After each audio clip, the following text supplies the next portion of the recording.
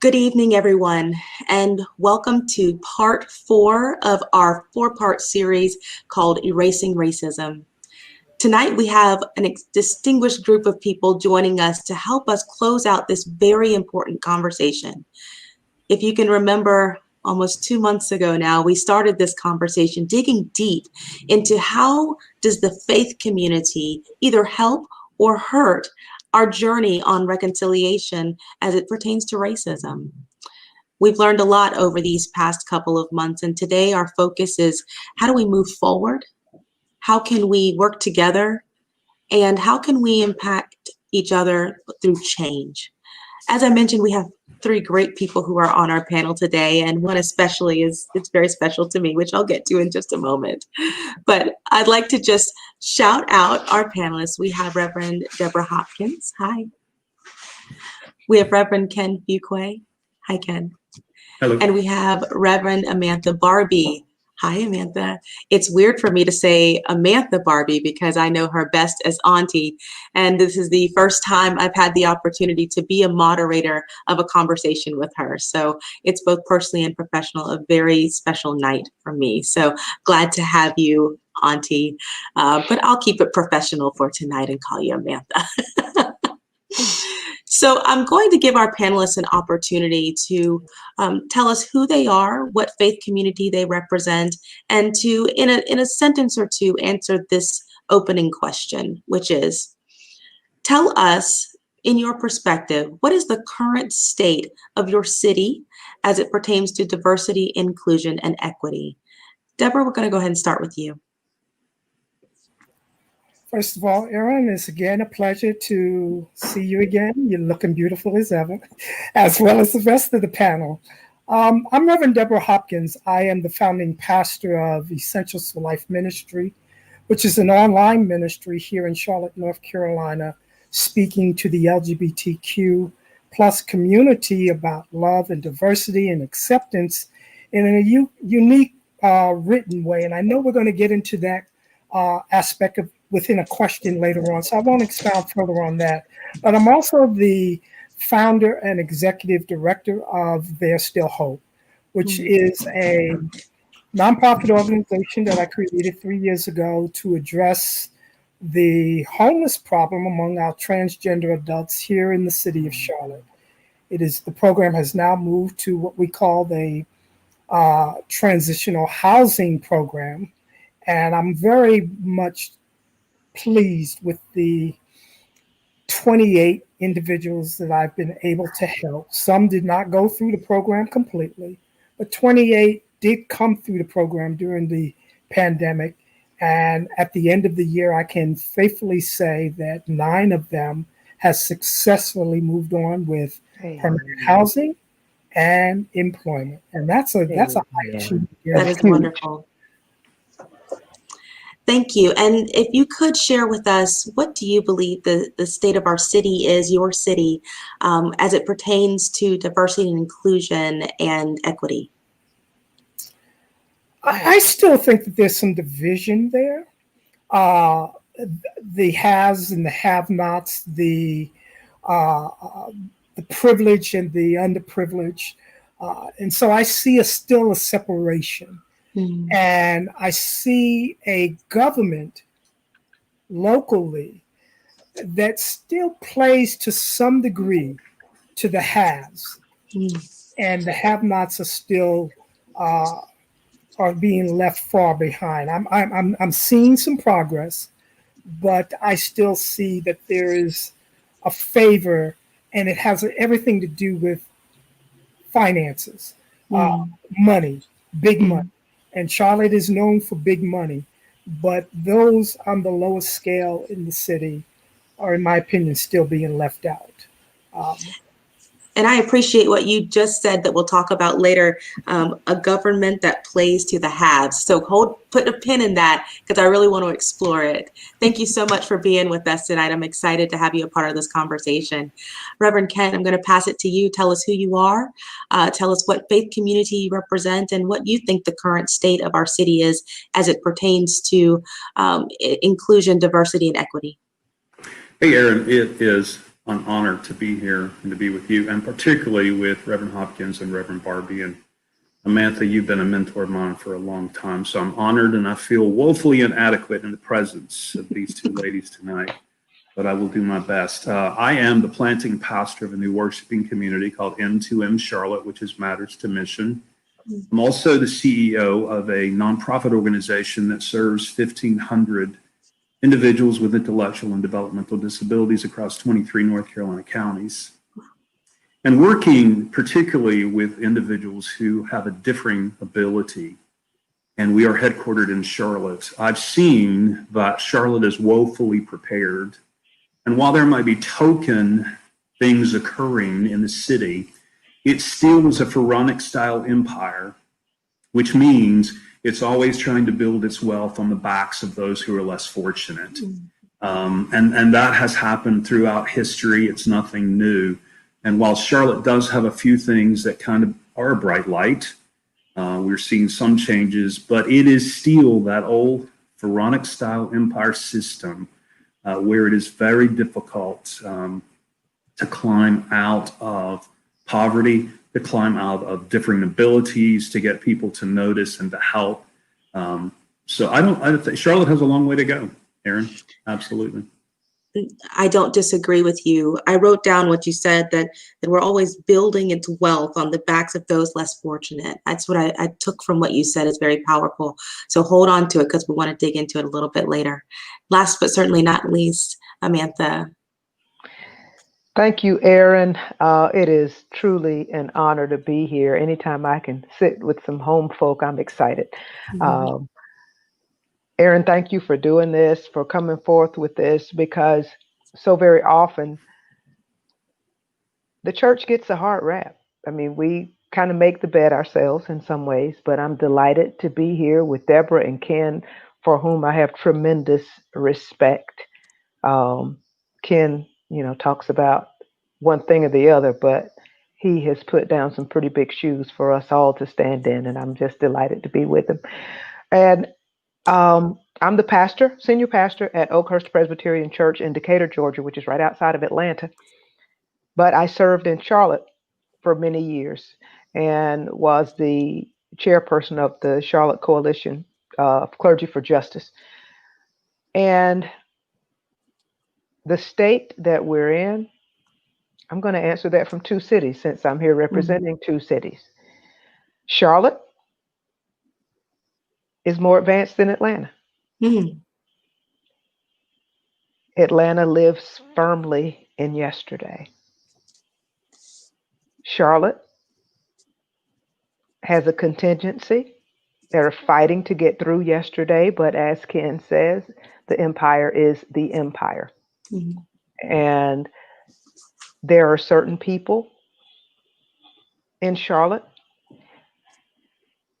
depending upon what you're trying to do, if you don't get their seal of approval, it will not happen. And that's the reality of Charlotte.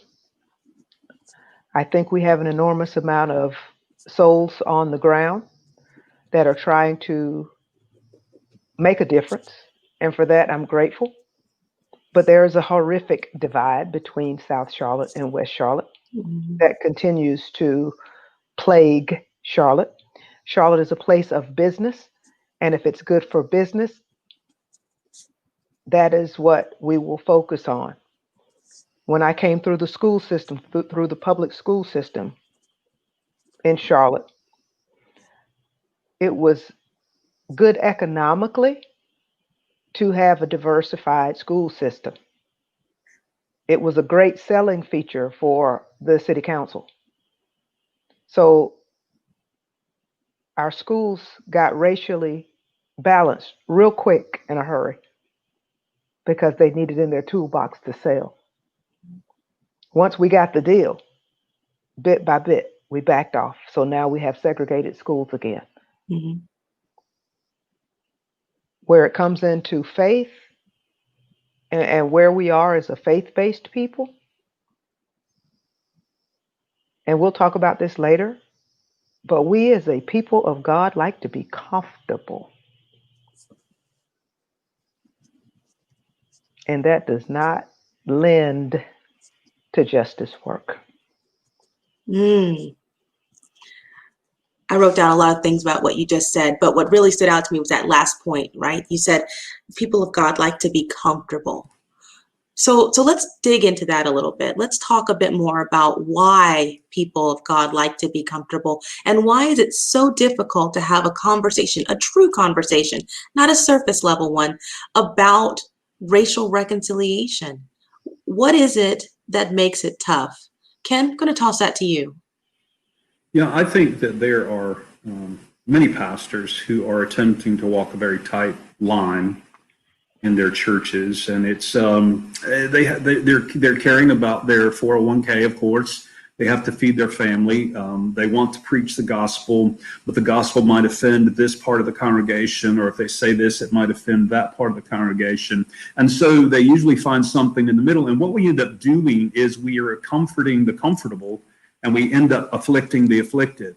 And pastors, I believe, really are called to afflict the comfortable and to comfort the afflicted. And we've gotten that backwards. And there's so many elements that play in that, but it makes it very difficult. There's so many people that you're attempting to answer to. There's a board, there's a session, there's that salary, there's that income. We don't want to offend that giver. They gave so much money last year. If I say that, they might stop giving. So a pastor is walking a very thin line. I'm not sure. I don't have to deal with that because I don't have that kind of bureaucracy at M2M Charlotte.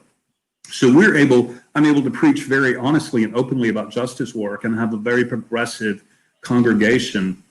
But some pastors have a really tight spot in which they found themselves, in which they put themselves. So it's very difficult for them to have those conversations. It becomes change. With change, always there's something you're going to lose. There's something you're going to gain. But with change, there will be some loss. And a lot of pastors are not willing to have that loss occur. Debra, in your order to thoughts get on to the change. Yeah, thank you for that. Debra, your thoughts on it? You know, it eats at me because I've been addressing that question for a number of decades. I'm troubled by us as leaders who want to sit on the front porch of their rocking chair congregations and preach the gospel of good news, but fail to address the very needs in a way that really transcends their congregations. Many who sit in the pew are hurting souls. Many who are sitting there are lost. And if it's not coming from the voice of the leader who stands behind that podium each and every week, or outside of going into their weekly pastoral responsibilities of meeting the needs of their congregants, I'm talking about getting into the trenches, getting into the faces of our government, getting into the streets where those who are truly suffering, because it has an effect on every single one of our parishioners. And it's a rocking chair kind of, as my brother has just said a moment ago, if it's going to affect their livelihood, their way of life, they're going to tread thin water. I remember being in corporate America and working for corporate America for a while. And I was always sick and tired of hearing management tell me what I could and couldn't do. Right. And it went against the grain of what I believed, what my convictions were, and what my calling was.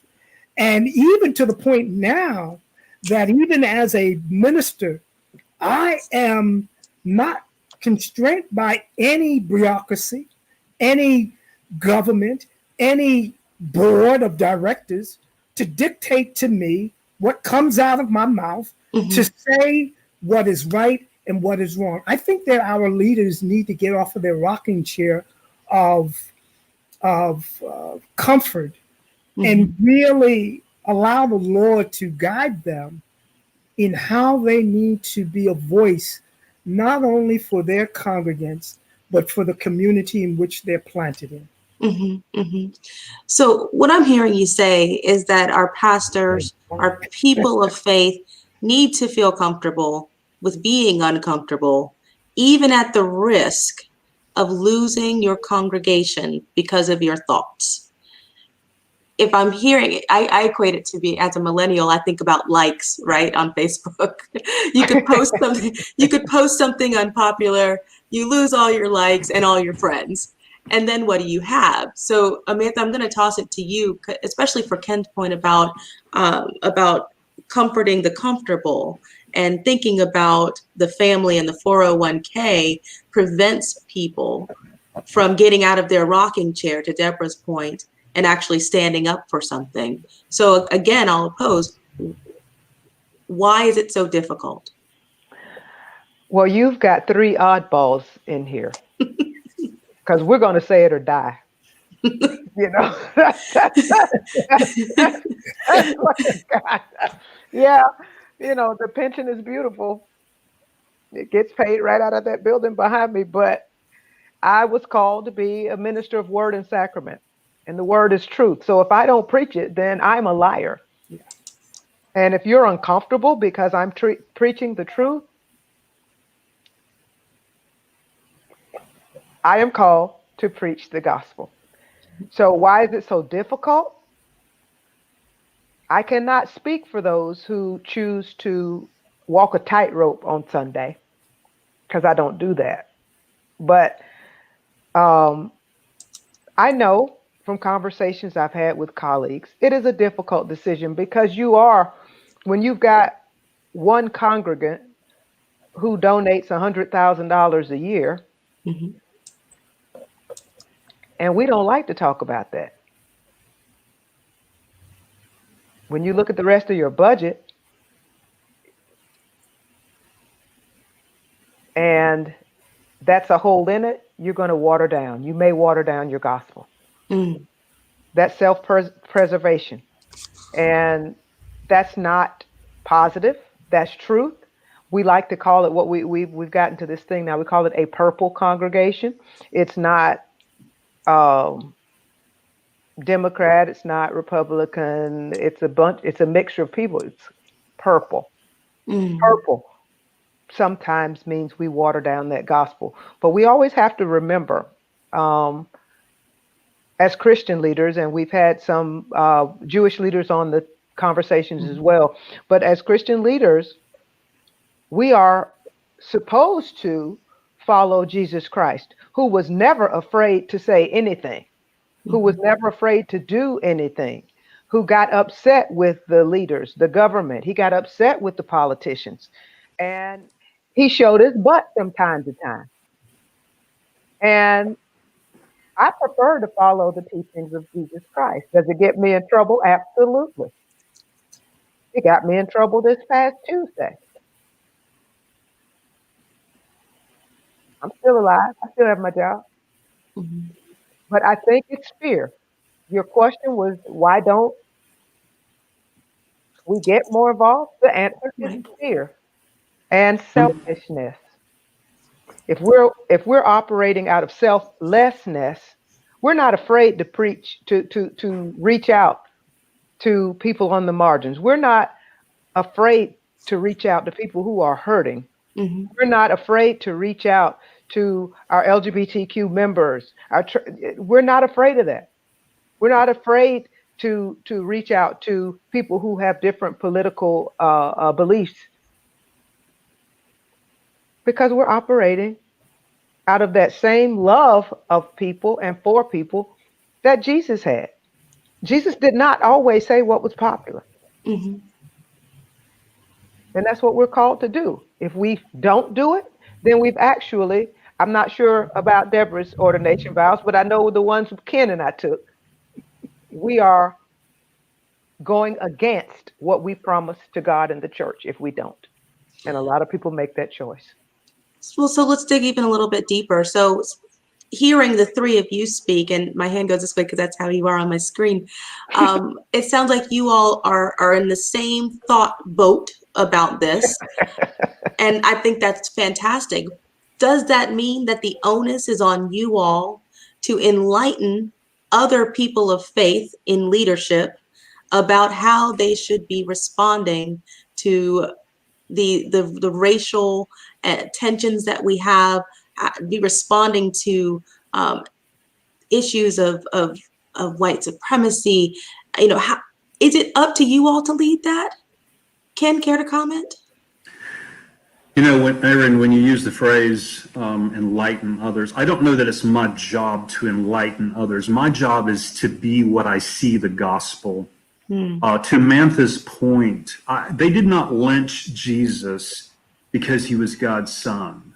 The Roman Empire lynched Jesus because his teachings and behavior were overthrowing. It was countercultural to the empire. He was flipping it on its head. Justice work is difficult work. The gospel is inconvenient and grace is disruptive. And I'm a Christ follower. That's the faith where I find my home. And it is disruptive. So I don't know that it's my job to enlighten other faith leaders. I think it's my job to be in conversation with them and to be and to show. And I noticed that one of the commenters, I think his name is Jason, makes the comment that millennials should just leave organized religion altogether. And Jason, I appreciate that comment, and I appreciate that you care enough to point it, but I would beg that you not do that, because I need your voice. When Erin asked me if it's my job to enlighten others, I think that me being in community with millennials enlightens me. And I do know that once you've been enlightened, you can't untaste it. You can't unsee it. Once you see justice at work, and justice is a verb as much as it is a noun. My job is to be and to lead and to shepherd and to tell what I believe the gospel to be the truth. I don't know that it's my job to enlighten other ministers or leaders. I just want to be who I am in Christ with them and in front of them and journey together. And much like I would invite Jason to be in community with me, so that I might see and know and hear what Jason is discerning about faith and justice in the world. We do this as a community. It has to be collaborative effort. I know you're going to get some questions about what we can do. It can't be on one person's back. It has to be collaborative. It has to be intentional and initiative from a group of people who care about this. So Ken, just going to let you dig a little bit deeper. You said that you need to be in conversation with the faith leaders and then act in a manner in which they would see your leadership. So what happens when someone doesn't want to sit down and have that conversation? I have to move on to somebody who does. Okay. All right. Amantha, your thoughts? What happens when you can't get someone to listen or to be in conversation, even if you have differing views? There's something about eating a meal. First of all, you have to be hungry, and you have to have something within inside that makes you know that you're hungry. If you're not hungry, you will not eat. And that's no different here. We can live by example, and we can teach, and we can walk the walk we preach, and have conversations along the way, not out of judgment, but out of love, inviting others in to get to know them, and go with no judgment. We cannot walk as leaders with, here's my box and I need you to get in it. This is God's box and we're already all in it. So let's go to the table together. And we don't get to choose which seat we sit. Just sit down. And conversations are not that difficult to have once you realize that you're hungry. And I think we all need to live into a constant state of hunger. Very often we wait on organizations or entities to make relationship. And that's unrealistic. The church can't do it. The synagogue can't do it. The mosque can't do it. You can't make people be in relation. You have to have a face-to-face conversation and hear the heart of another. Those of us who know us well know that Ken and I have not always seen eye to eye, but we love each other enough to come to the table And we now have a relationship where he comes to my, well, when I was in Charlotte, comes to my house and sits at my table, and I go to his house and sit at his table. Because we wanted a relationship. No organization did that. No company did that. No church did that. Our hearts were hungry for one another out of a respect of God and the image we see of God in another. And we as a people have to first lead by example. And people will follow. When people see you're operating out of truth, they may not like you, but this is not a popularity contest. They will trust you. And where there's trust, you can build a relationship. I love that. So if trust is the key, right? I'm loving this conversation. There's trust, lead by example. Those are two very big things that you can do internally, and maybe someone will come and join you at your table. Debra, what are we missing? What else needs to come together in order to make sure that these kinds of conversations across lines of difference can be facilitated? Continued communication. Again, if we're talking about the church and our respective leaders who run these institutions, then it is incumbent upon them to communicate a message. And if we're going to, if we as preachers were going to be the examples of Christ, Christ was a communicator. Christ communicated the message of hope and love to not the wealthy, because the wealthy were the ones that tried to get rid of him. We're talking about the poor.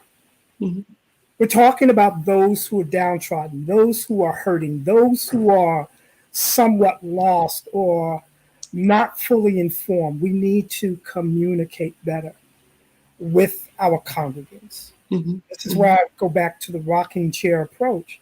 If we get up off of our rocking chair, and even if we choose as leaders not to get into the trenches in our respective communities, but at least become communicative within our congregants of what's going on and ways to address the very issues that plague each individual and the homes and the families that are present. Yeah. Yes, Ken. Amantha and Debra have both said something here that I think is vitally important to this, and it's about sitting down at table. Yeah. When all of the unrest was occurring in Charlotte, I said to a fellow pastor, I said, what if we went up and just set 8 blocks of tables up and threw white tablecloths on them and put dinner plates on them, and we fed folks and we invited this side to sit and we sit and we just lay our weapons down and we have conversation, which Deborah's talking about communication, and Amantha mentioned table fellowship. How many times did I eat at your mom's table, Amantha? And she prepared the best meals for me, this white guy, and she invited me in and put me with her best linens and sat me at her table. My best friend in 6th grade was Kenny Craven. Kenny Craven was black, I was white. I remember going to his house and we had these conversations because this was in the late 60s. And his mother said to me, somebody can tell me they're not racist, but until they invite me into their home to have a meal, they probably are racist. So I would ask, when's the last time we've had somebody in our home who is different than our sexual orientation, who's a different ethnicity, who might speak a different language, who might be of a different faith? When have we sat at table with them? This is where the real justice work starts. I love this analogy that we have. And Ken, thank you for that. I would have loved to have seen a row of tables during the unrest just to bring people together. And in fact, I hope that that's something that we actually can do without unrest, because it doesn't necessarily need to be instigated by a tragedy that is happening in our community. So I've got myself a note on that to see how we can make that happen in our communities. But more so than anything, right now, we've seen a lot of division happen within our communities. We've experienced a lot within our politics space. And we don't like to talk about politics when it comes to church often, right? We say church and state are separate at times. But I would be remiss if I didn't mention that we just had a major political change, or well, Amantha, you're still in count down there in Georgia, or recount. But many times we have talked about our current administration and how divisive it has been, and how much unrest it has caused. And now for some of us, have seen light at the end of that tunnel. Others still feel that the current administration needs to be in place. But I want to talk about your opinions about faith and politics, and how it either contributes or continues to keep us divided or brings us together. I'm not sure, but I think we need to talk about it. So, Amantha, I'm going to start with you. Faith and politics, how does it contribute? I'm going to go back to my faith center. Jesus without justice is not Jesus. Mm-hmm. So since I proclaim to be a follower of Jesus Christ, it must be a part of my ministry to get involved with politics, because in the political arena, the political arena is where policies are made that will protect those who need protection. You can't just wave a magic wand and everybody gets paid fairly. Sometimes the government has to get involved. You cannot wave a magic wand and trans people stop getting abused by police officers, because there's really no recourse. So that has to happen in the political arena, where it has to say, no, you will be punished, and this is how you will be punished, and you'll be punished greatly. We can't do that from inside the church. But what we can do is empower our members to seek truth in justice and teach, again, going back to teach the teachings of Jesus Christ, if we're Christian, to say this is what we're supposed to do. One of the most popular scenes in the Bible is Jesus turning over the tables. Why did he do that? Because there were people who had to walk many, many miles, like walking from Charlotte to Raleigh to come to temple. And they could not bring their sacrifices with them. So the people had booths set up on the front steps of the temple to sell them their sacrifices 5 times more than they should have paid. And Jesus is like, that is not fair. Mm-hmm. So he had a fit. He showed out. So we have to do that. Mm-hmm. There are absolutely some policies on the books that oppress people, period, in the conversation. If we don't get involved in politics, how will they change? If we're saying every person needs a voice, everyone is made in the image of God, every person has a right to fair housing and food and the basic things of life, if we are saying that, and there is a policy in the way of that, we don't have a choice but to get involved. Mm-hmm. So there are churches out there where we don't want to talk politics in church. I'm like, well, which Bible are you reading? Because I'm sitting here in my study and several Bibles in different versions in different languages, and they all are full of matters of justice. Mm-hmm. So is it your thought that politics and faith are intertwined simply because of policy? Policy and a desire to do what is right and to truly get deeply involved in matters of equality. Okay. Ken, your thoughts? Yeah, here is where we get into some sticky wickets. We've seen it over the last 4 years, where we have a certain sect of Christianity that wants to co-opt the government because they believe they should legislate their orthodoxy into being.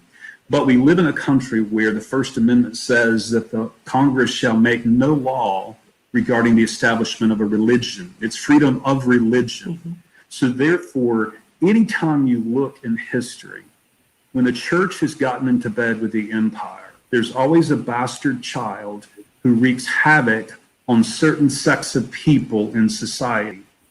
And so our founding fathers understood that. They were running from the tyranny of state religion. And so there is separation of church and state, but your faith has to inform your politics. Just as Amantha said, we're fighting for justice. We are preaching for justice. We are working for justice. So my faith, my belief, my orthodoxy must inform those policies. I don't want the United States government to be a Christian government. That again gives us a bastard child who's going to wreak havoc on certain groups of people. But I do think that people in politics whose faith is genuine and informs them about matters of justice, it will inform their policies. It has to. And I read through the platform of the 2020 Democratic Party, and I see justice written in so many of those pages. And when you look at the heading called Healing the Soul of Our Nation, there's so many things in there that I can resonate with, because I think that that is what God is calling us to do. I see that that is how Jesus was being. And again, for those of you that are not Christians, this is my faith, this is my home, and I don't say that name to offend anybody. Right. But Jesus informs, and I believe Jesus is the way for me. And so that's where my home is, and I see it informing matters of racial justice, equity, affordable housing, anti-discrimination laws. I see it in the anti-disabled laws. All of those things are there, and that is what Jesus stood for. Your faith has to inform your politics, but your politics can inform your faith. That's exact. I wrote down what you said. Faith has to inform politics/policy. Debra, I'm interested in hearing your views on that. Does it truly? Listen, faith and politics, from what Ken has just described, does need to intertwine. As from a religious standpoint, there's been a system that has been in place, and I continue to talk about the system. A system that has influenced, controlled, and governed us, and the people who control that system, to control us into thinking and believing and acting and behaving in ways that it's difficult for many of us to let go. When we speak of it from the church, for example, we've been talking about how can we get more faith leaders involved in social justice work and things of this nature. I too have heard for years members of congregation, leaders within the congregation say, why should we be getting involved in social justice issues? You are our pastor. You should be preaching the gospel. And I often hold up my book, which is my Bible, and I'm saying to them, please explain what book are you reading versus the one that I'm trying to convey to you. But at the same time, I also understand that we have people within the community that believe that church and government needs to be separated. And we've seen it play out in a powerful way over these last 4 years, and not even the last 4 years, since last Tuesday. Since last Tuesday's results, we have watched a nation that is directly split in half. You don't think church and state, you don't think, listen, I too am Christian, and I don't shy away from my Christianity walk, but I do believe I support my Buddhist brothers and sisters, Yeah, Jewish brothers, whatever denomination you practice other than atheism, and to some degree I can relate to where they're coming from as well. Take no offense. But the platform should be what Ken has mentioned a moment ago. If you're not for fair housing, jobs, loving your partner, whoever that may be, fair wages, an opportunity to get a good education or to be able to travel in, you don't think the church don't need to step in to government and have these conversations that are going to bring a healing to the nation? I think they do need to intertwine. Amantha. Let me interject something here. The three of us have professed our faith just this evening. If all of us stopped preaching tomorrow and went and started selling tiddlywinks as tiddlywink salesmen, we would still be people of faith. You can't leave it at the door. No. So when we elect a person who claims to be of a certain faith, there's an expectation that they're not leaving that in their car. So you can't separate it. It goes with you. I'm a Christian every day. In my backyard, in my pulpit, in your backyard, I am a Christian. I can't leave it in the car. So it is impossible to separate it. But this is why it's been hard for me to understand this nation's great divide. Because I think that if you visited every household, regardless of your political viewpoint, if you're not looking for what we want for every family, I scratch my head. This is why I'm scratching my head tonight about this great divide within our cities and across this nation. But when you have evil speaking evil to millions, and they believe that evil, then it just lets me know that our work must continue. Mm-hmm. Our work must continue, because whether you believe or not, the faith that I have in the God that I serve is powerful enough to cross racial lines and begin to tear down barriers to bring about a reconciliation. I love that what you just said. It makes me wonder why we're not further along when we have good people, a lot of good people in our country who are doing this work. But yet, the last 4 years, there have been times where we felt that we've taken 15 steps back, 25 steps back, and barely making up ground. I'm sticking with you on this, Debra. Why have we not been able to move the needle as far as we'd like to? From a biblical standpoint, I'm going back to the apple. Okay. Okay. I love it. Tell me about the apple. The apple is the sin that entered into our space. And as long as we are humans that move about on this earth, that apple will still remain in place. And we see it continuing to play out. Mm-hmm. All we can do as soldiers in this army is to continue to try to reach those, to bring them on the side that we already know the battle has already been fought and the victory has already been won. We want to bring those people over to that side. And as long as we have breath in our body, that's what our job will continue to do. But we know that it is because I speak from a preacher's perspective. It is the apple, it is the sin, it is the evil that still plays out in this society.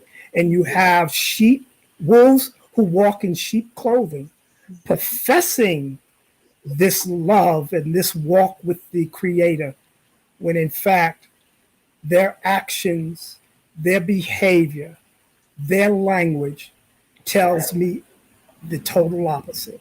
But I know it's because of the evil that sits in this world. Yeah. So I like your analogy about the apple because it made me kind of tie some things together. Not hungry yet, are you?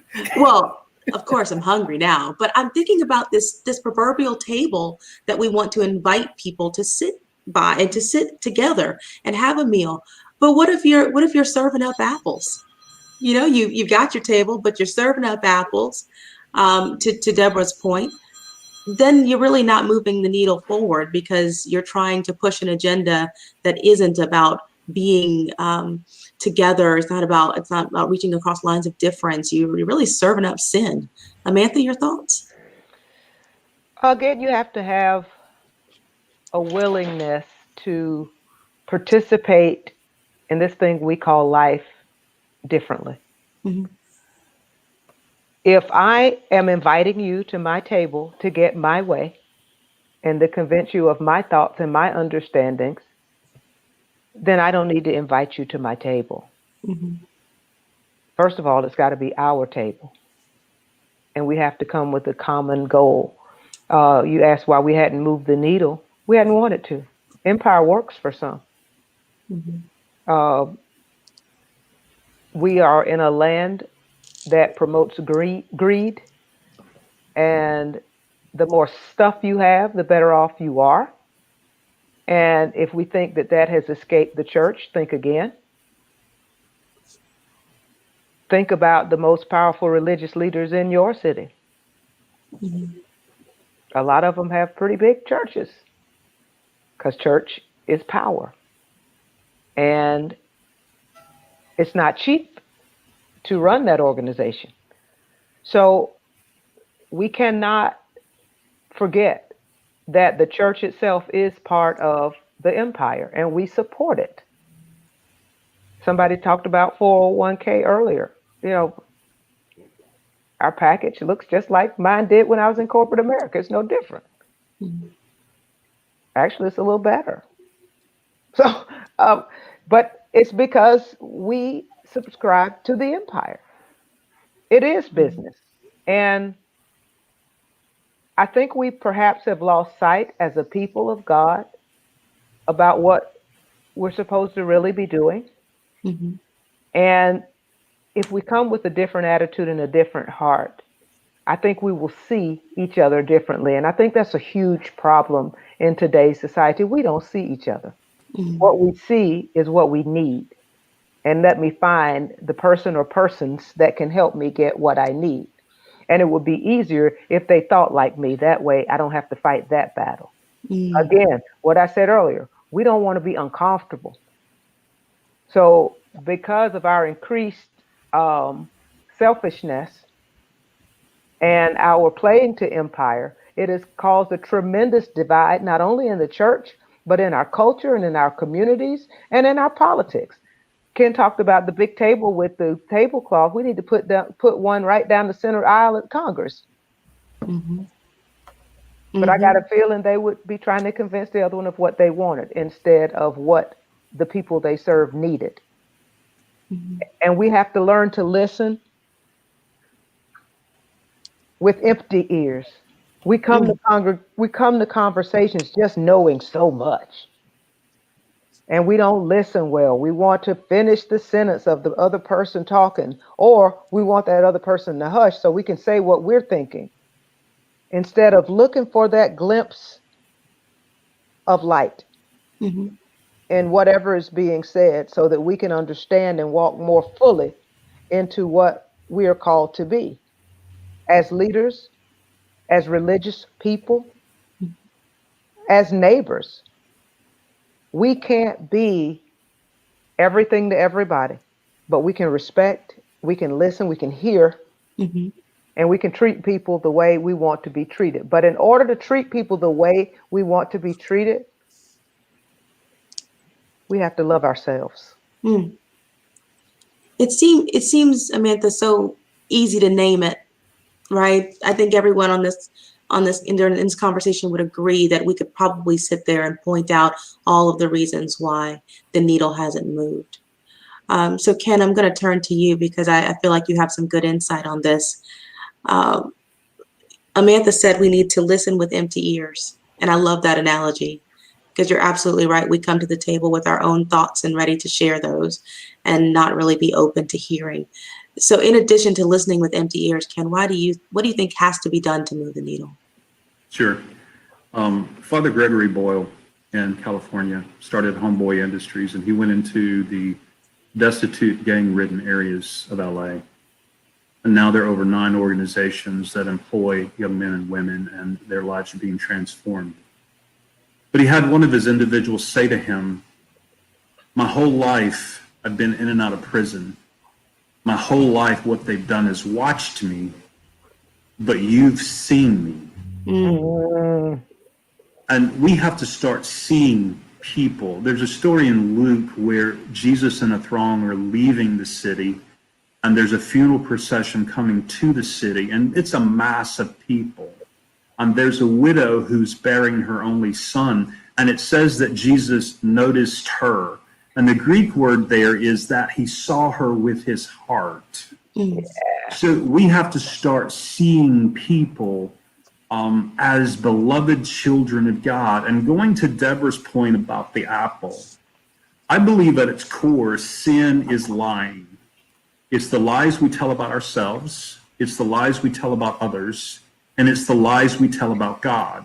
Now, all the things we name as sin, those are manifestations of those lies. Mm-hmm. So when you can hear someone say that people on welfare are lazy, that's a lie. It's sin. And when we believe it, then we perpetuate that sin. When we say that Mexicans are rapists and murderers, that's a lie.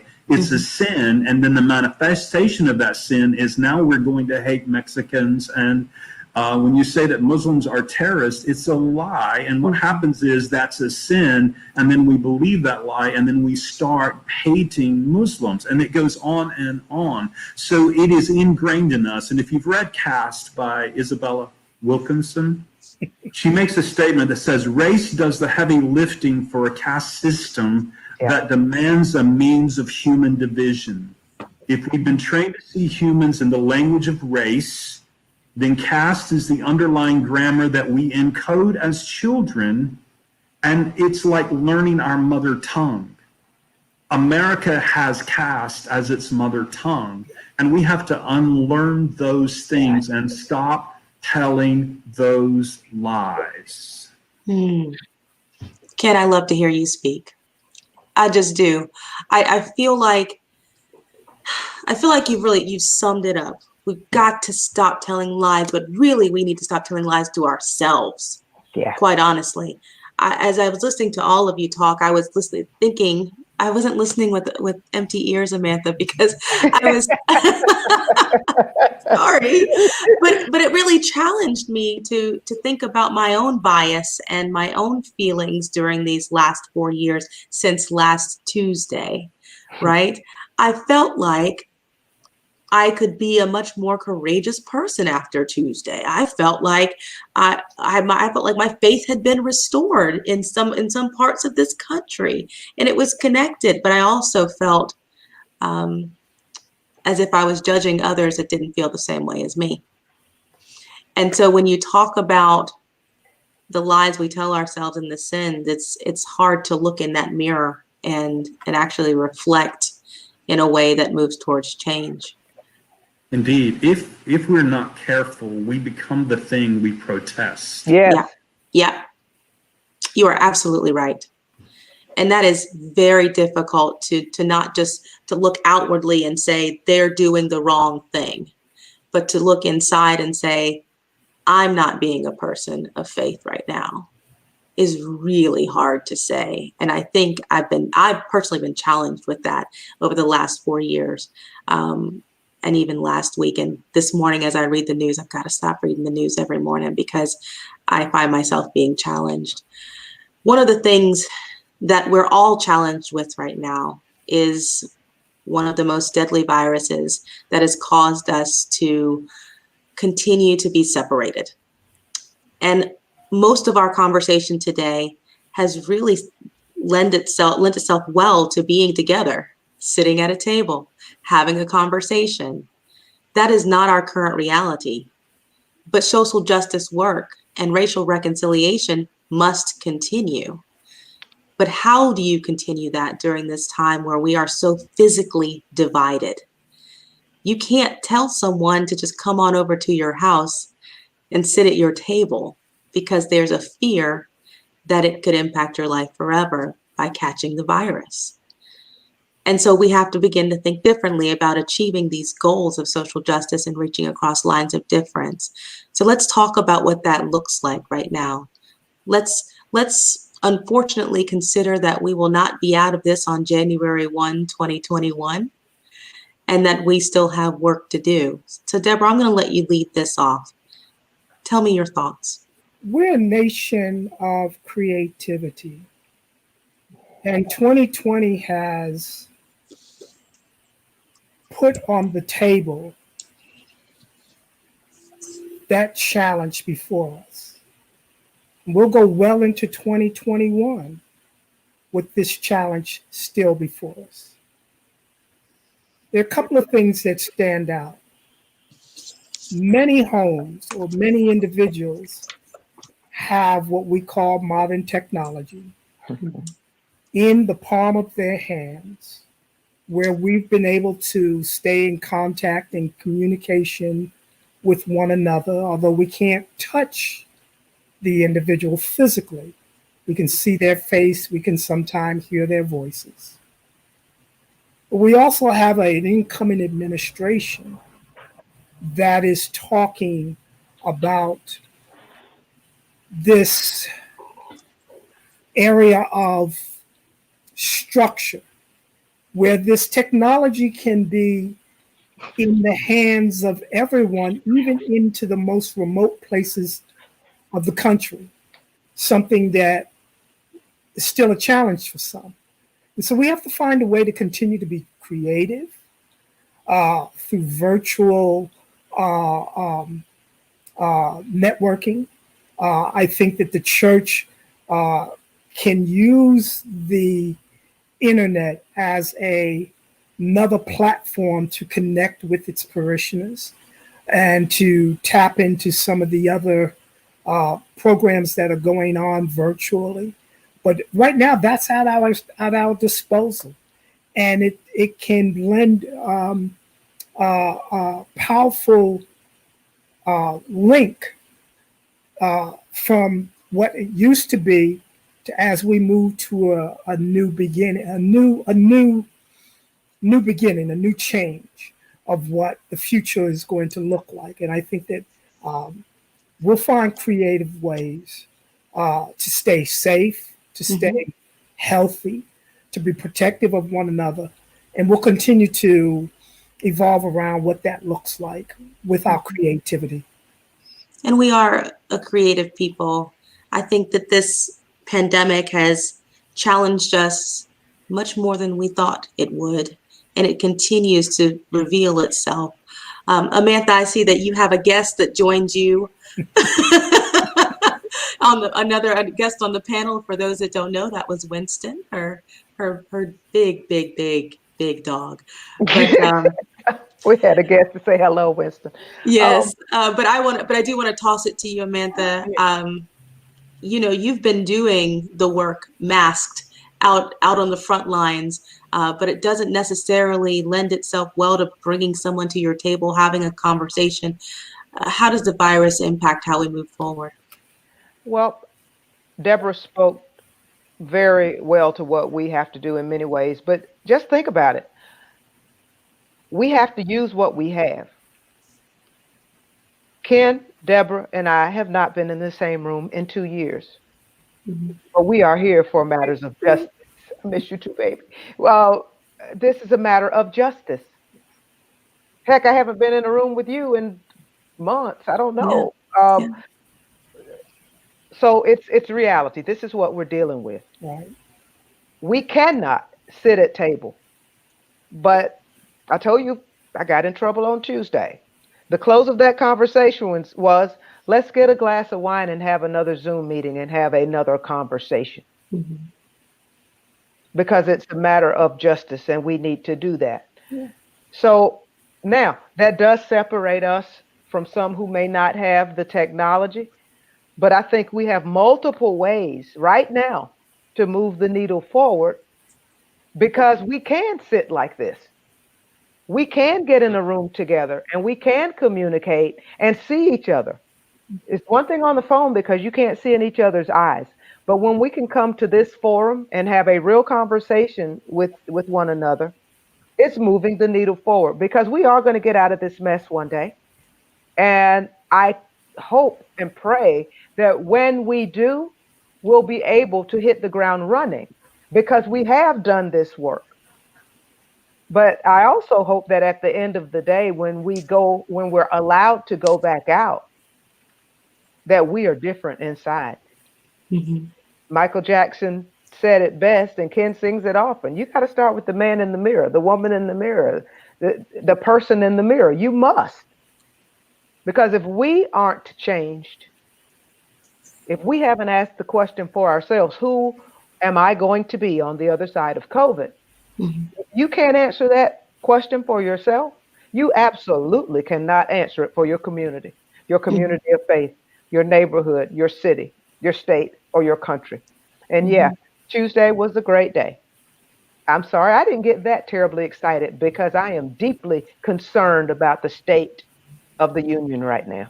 Mm-hmm.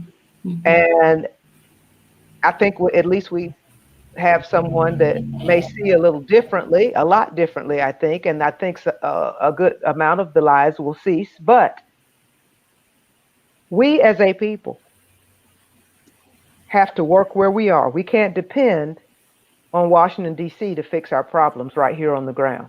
Mm-hmm. Mm-hmm. We have to do that. So who are we going to be? Who are we going to be today? And who are we going to be on the other side of this pandemic? We have an opportunity, the way I see it, Erin. Mm-hmm.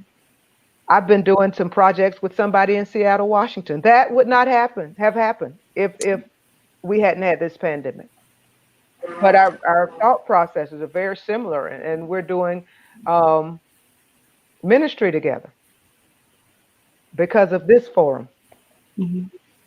So I hear that there can be some positive outcomes, but Ken, I'm gonna toss it to you with this deeper dive into it. Right now, I don't think I haven't challenged myself to reach out to somebody who's different than me and say, let's have a Zoom conversation. I mean, the reality of that is almost more daunting than walking up to someone in a coffee shop or having to overhear them, right? Like you don't have any common ground that you're joining over randomly. It has to be very intentional. Very intentional. So is that a reality during COVID? Can we encourage people to be that intentional? Ken, your thoughts? I think we can encourage them. And as Amantha has pointed out, COVID has forced us to look inward, and it has forced us to be creative. The ordination vows that she and I took said that we would serve the church universal with creativity and imagination, and the pandemic has forced that. Yeah. But there are people doing good social justice work right now that we can connect to, which can make some long-term connections. And even while we're sequestered for more hours during the week, now is the time we can study, research, train on diversity, inclusion, and equity. We can bring those resources in because we're sitting still a little more these days. But this morning we heard from Center 360 in Charlotte, and they help at-risk youth after school from 3:30 to 5:30, but they're doing it safely. They're following protocols. Their children are safe. They haven't had any outbreaks, and they're asking for volunteers. And if you volunteer, they will train you, and then you can do it safely. So there are ways that we can be intentional and put ourselves on the front line of justice work without doing something stupid and putting ourselves at risk. It can be done. I appreciate that you said that. Sometimes it's about messaging as well. And I'm going to toss it back to you, Amantha, because you have a very special background that I'd love for you to talk about for just a moment as we talk about the impact of the pandemic. Yes, we can't physically be together, but sometimes it's about the message that you share. Amantha. This building behind me is the main office for the Presbyterian Church USA in Louisville, Kentucky. That is the back stained glass, and that image is superimposed with lights on the side of the building. And we've caught some slack for that because, of course, all lives matter. We didn't say they didn't. But that is a message we wanted to give, especially in Louisville, Kentucky. Lord help Louisville, Kentucky. But this is not just for Louisville. This is about the entire country. This building represents all Presbyterians in this country. And boldly comes to mind. We have to do this work boldly, no matter what we're doing. And unapologetically. And so this is on the building that Ken and I are affiliated with in more ways than 12. And we wanted it to be kind of controversial. That started a conversation. There you go. So that building started a conversation all over the country. Have you seen the Presbyterian building? Mm-hmm. Well, what do you think about that? Right. Why don't they change it? That's a way during this pandemic that important conversations are started. Jesus's acts and behavior were controversial. That's what sent him to the cross. Yes. And so in the 21st century, on the brink of 2021, we continue to need to see signs like that. We need to continue to have individuals be controversial and to be pushing back against what's not right in this world. I love that you said that, Debra, because it leads me to our closing question of the night. Where do we go from here? Individually, collectively, what are our next steps? This is part 4 of 4 of our series on racial reconciliation. And I don't want to leave this conversation without some actionable next steps from your perspectives as to how people can remain engaged in this work, knowing the challenges that we have from a political standpoint, from a local division standpoint, from a virus standpoint. What is next? Where do we go? And Debra, you've already said we've got to be controversial, but what else is there for us? That's a challenging question. But I think that many of us who really believe that we're sitting on the side of right need to embrace this coming administration and its message, the message of hope, a message of change, reconciliation. And we've got to be able to find ways to do it one person at a time.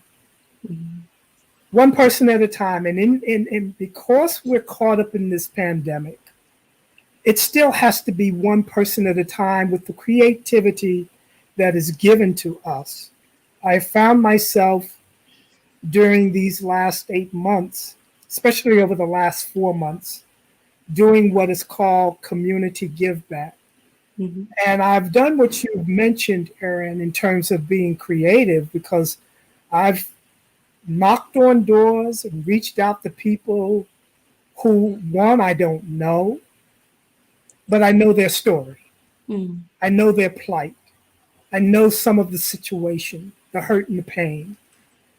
And to just demonstrate love in the gesture of giving them a bag of groceries, or just saying, I thought about you today. Are you okay? At a safe distance.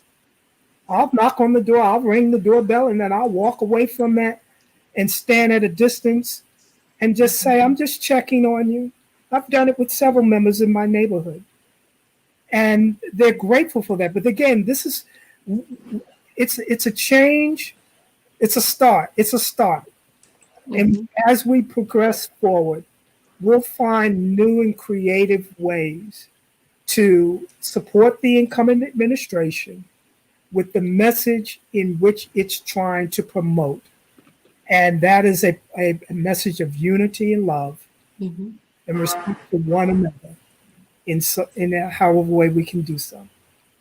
I want to thank you just for who you are for a moment. Honestly, if you want to come over to my door and knock and say, hey, you're always welcome, it would make my day. Keep doing that, because I don't think we have enough people who are doing that work. And you were probably a blessing to those that you were able to connect with. Yeah. I hope so, because we talked about being radical, getting a radical message out. Yes, I'm afraid of the pandemic, but I'm not afraid of it to stop me from doing what my call was. And our call is to make a difference in the lives of those who are struggling, those who are hurting, or those who are lost. And if I can do it with the remaining ounce of strength and energy that I've been given here on earth, then I want to be able to do that. And I'm going to treat it as such, but I'm going to be wise in my doings. But at the same time, it's not going to stop me from doing what I've been called to do. And you're going to do it one person at a time. One person at a time. And that is your actionable step, and I love it. Ken, I'm going to toss it to you.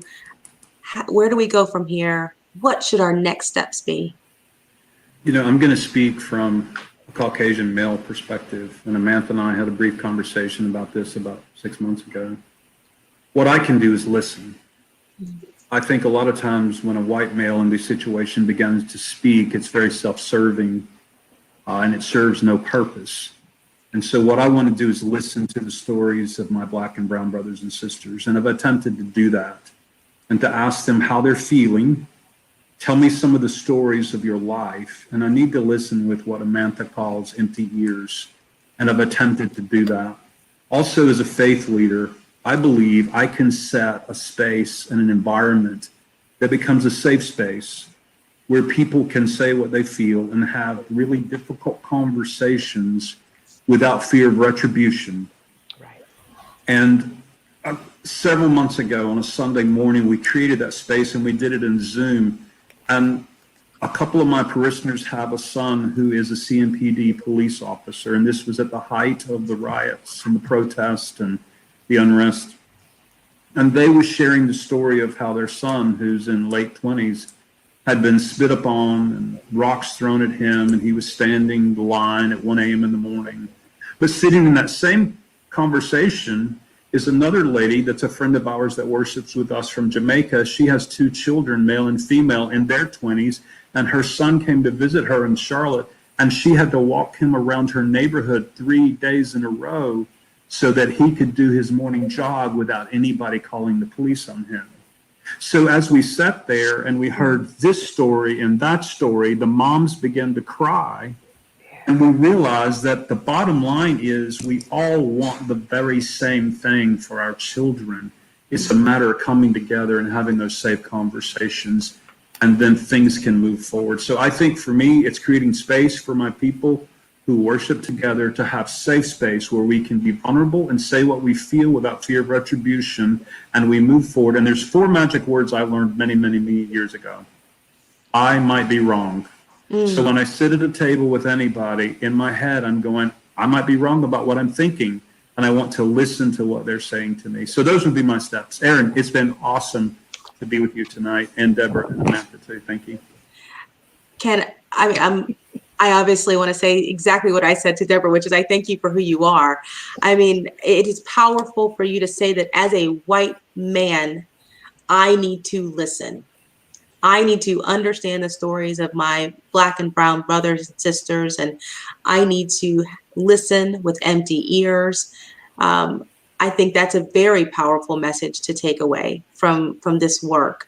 If we're not listening to one another, if we're not seeing one another, then we're not going to be able to move that needle. So I thank you for being here tonight as well, Ken. I think I need to come to M2M and spend a little bit of time listening to you more.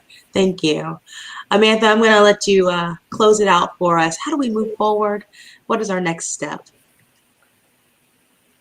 I think in moving forward, we have to truly understand where we are right now and where we are not. A couple of times tonight, the word honesty has come to the top. We must be honest with self, and we must be honest with one another. What we can do moving forward as people of faith is to provide, as Ken says, to provide those opportunities for gatherings, at least with those that we are close to, and realize that we don't have a corner on the market. We don't have everything right. I serve a multicultural congregation, and we have gone now through our second series of anti-bias training. And we, as a congregation, are reading the book Cast that Ken spoke of, and we have our first session on that tomorrow night to understand who we are as Americans, because it's not a pretty history. We've not had a pretty history, and if we don't understand where we've been and we don't understand where we are, we certainly won't know where we're going. We can't get there. So we have to understand yesterday to get to tomorrow. So how else do we move forward other than having honest conversation with self and with others? We need to listen. And I'm going to say almost just the opposite of what Ken just said, because I'm not a white man, so I can't speak as a white man. So makes it a little difficult. But I will say this. We are all part of this empire we call the United States of America. We are all walking in a world of bias. We have our understandings, our own truths of different things, different situations, different people. Let's go back to Charlotte. 28216. What's that zip code tell you? West Charlotte. What's that say to you? Especially if you live in Valentine. What's that say to you? Well, one of us on this call grew up in 28216. The other one lives in 28216 right now. That's right. So if we come to our meeting with judgments and preconceived notions, Ken, you're right, we're lying. So what's next is that we get a different understanding of another's truth. And you can have conversations with people who are in your immediate circle. You can talk to people outside with good sense. You can talk to people at the grocery store. But ask real questions, expecting real answers, and hear it with your heart. And when we're on the other side of this pandemic, let's not forget where we were before the pandemic started, where we are and what we've been through during this pandemic, and where we must go as a people. We are a horribly divided people. And if we don't be the difference we want to see in the world, it won't happen. You know, I appreciate the work that you've done here, Erin, with Charlotte Pride to bring this conversation to the table, because this is something we can do. And this is something we can continue to do. Unfortunately, the church has been woefully absent in many of our social struggles in the world, which is why many of our churches are empty.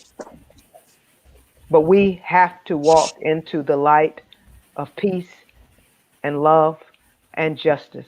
And that's what we can do and must do. Thank you for that. Ever since I was a little girl, I love to hear you speak. That has not changed as I've gotten older. And I love the way that you model yourself in community, to our family, and to all those that know you, Amantha. I appreciate you so much for being in this conversation today. Again, I could just sit and listen to you all night because I believe that what you're doing is speaking truth and you live truth. And thank you for saying that we need to acknowledge Charlotte Pride Interfaith.